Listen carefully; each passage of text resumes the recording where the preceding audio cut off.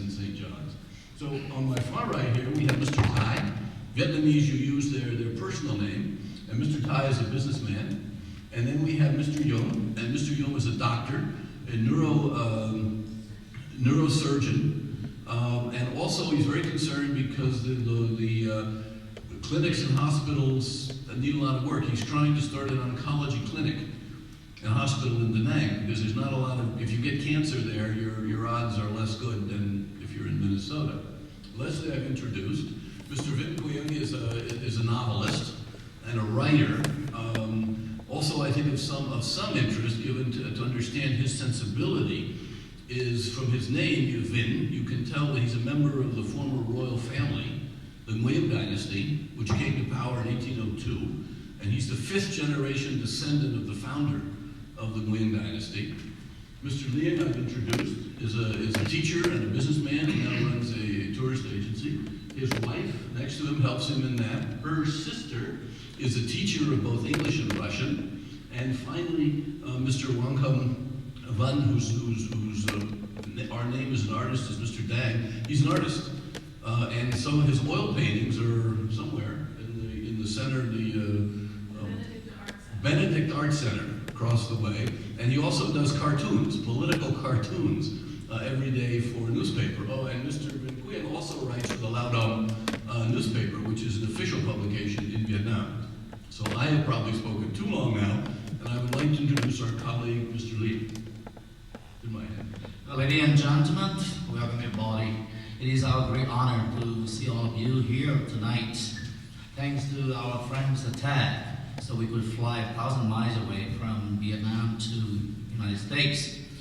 So I think this meeting would be very, very fruitful, especially very effective for us, the American and Vietnamese people, to develop more, better understanding between the two people. And Mr. Stilion told you a lot about us, but we are very simple people. So let me tell you, we are the author of the novel, the brand new novel, That We Are Battery. Mr. Vinh, he is also the bureau chief of Lao Dong newspaper, and Mr. Hoàng Đăng, a very famous artist, and he works for many Vietnamese newspaper as a catalyst too. So we are very honored to be here, and we wish that this meeting would be a very, very friendly, very open, and very, very fruitful.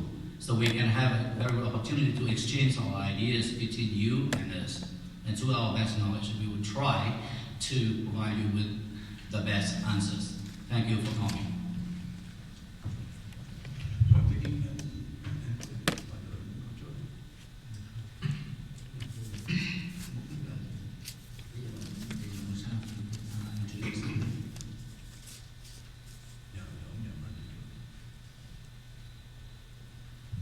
I think it's always good to start with a writer.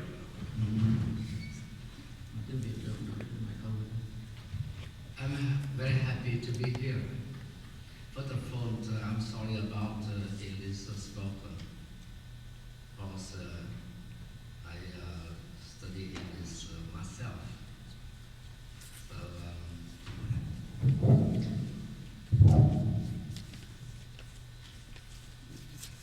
So I study English as read only, and I try my best to write a novel in English. And Mr. Tess, my American friend, reads my manuscript here. And tonight, I want to tell you some things about words, the origin.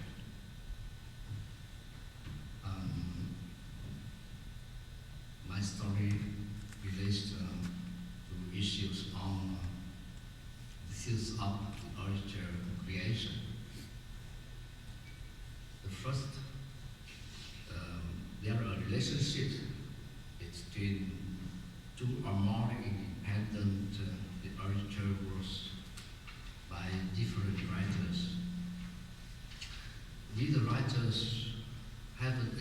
establish any personal relationships or any kinds of early school. And the second, the early works is somewhat like a social test. Well, I mean, when an uncommon appears, we can learn many things from the reactions of each society. It's my story.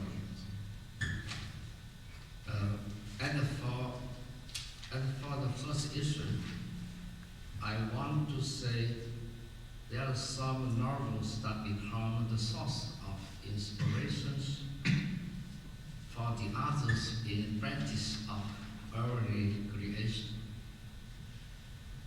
My story is based on the reality of three novels. The Sorrow of War by Benedict from Vietnam. The Time Between by Benedict from Canada.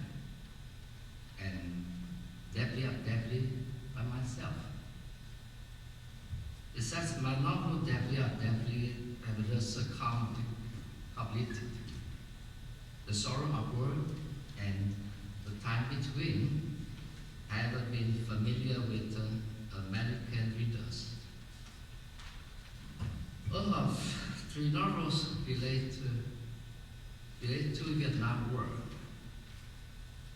I say relate because David Burton himself wrote, I don't see The Time Between as a war novel. The Sorrow of War by Benedict seems closest to the war themes among the three novels. However, Benedict still shows up. It aims to a certain master more important than a concrete word while he writing his novel. Most of his pages describing bloody combats were written from the memories of the protagonist himself. To be more exact, from his validated inner pens, which is the aftermath of psychology wounds caused by the war.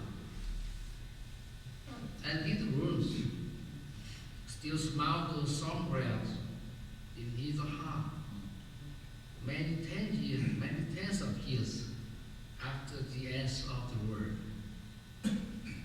And they will pursue him for all the rest of his life.